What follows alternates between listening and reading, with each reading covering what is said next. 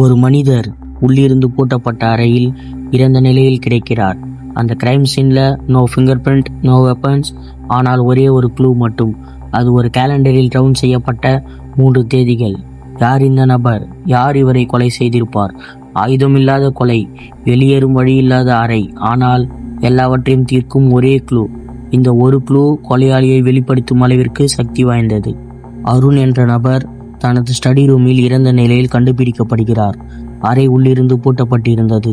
ஜன்னல் லாக் செய்யப்பட்டிருந்தது. சண்டை நடந்ததற்கான தடயம் எதுவும் இல்லை. இரத்தக்கரை இல்லை. அவர் உடம்பில் காயம் எதுவும் இல்லை மற்றும் எந்தவிதமான ஆயுதமும் கிடைக்கவில்லை. ஆனால் இன்வெஸ்டிகேட்டர்ஸ் அவரின் டேபிள் மேல் இருந்து ஒரே ஒரு க்ளூவை மட்டும் கண்டுபிடித்தனர். அது ஒரு கேலண்டர் பக்கம். அதில் 3 தேதிகள் ரவுண்ட் செய்யப்பட்டிருந்தது. 2, 11, 24 என்று இருந்தது. நோட்ஸ் எதுவும் இல்லை, பெயர் எதுவும் இல்லை. ஆனால் இந்த 3 எண்கள் மட்டும்தான் குறிப்பிடப்பட்டிருந்தது. அருண் ஏதோ எழுத முயற்சி செய்த மாதிரி பென் கையில் இருந்தது. லேப்டாப் ஓப்பனில் இருந்தது. ஆனால் அதில் ஏதும் டைப் செய்யப்படவில்லை. இன்வெஸ்டிகேட்டர்ஸ் குழம்பி போனார்கள். ஆனால் அவர்களுக்கு 3 நபர் மீது சந்தேகம் இருந்தது. 3 சஸ்பெக்ட். நம்பர் 1 விக்ரம், அருணோட பிஸ்னஸ் பார்ட்னர். அவர்கள் இருவருக்கும் பண விஷயத்தில் சண்டை நடந்து கொண்டிருந்தது. Number 2 Sanjay, his best friend. அவர் அருணை அடிக்கடி சந்திப்பவர், வீட்டின் அமைப்பை நன்கு அறிந்தவர். Number 3 Nisha, the housemaid. Arun இறப்பதற்கு முன் அவர் அருகில் இருந்த கடைசி நபர்.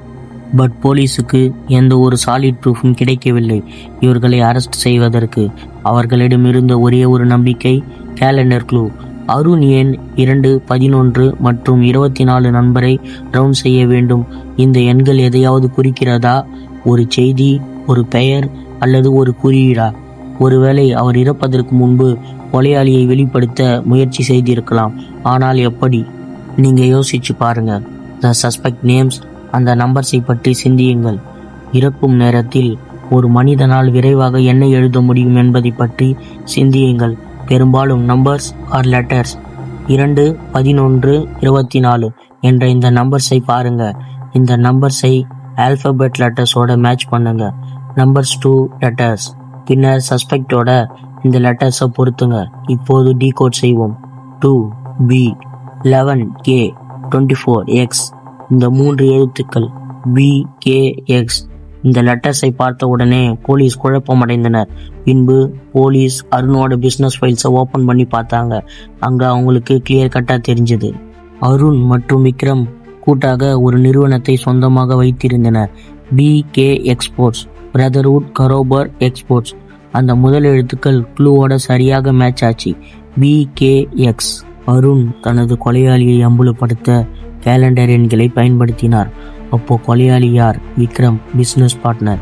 அவன் அதை தற்கொலை அல்லது இயற்கை மரணம் போல் சித்தரிக்க முயன்றான். ஆனால் அருண் இறப்பதற்கு முன்பு ஒரு கோட் மெசேஜை புத்திசாலித்தனமாக விட்டு சென்றார்.